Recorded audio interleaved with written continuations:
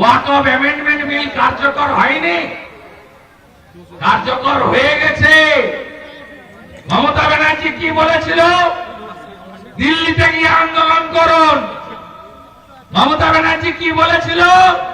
আমার প্রাণ থাকতেও পশ্চিম বাংলার মাটিতে ওয়াকফ অ্যামেন্ডমেন্ট বিল কার্যকর করতে দেব না। যারা মমতা ব্যানার্জির হয়ে এখানে বাজনা বাজান, রহিম বক্সি, তাজমুল হোসেন, বৃদ্ধ সমর মুখার্জি, আর এখানে তো পরিযায়ী এমএলএ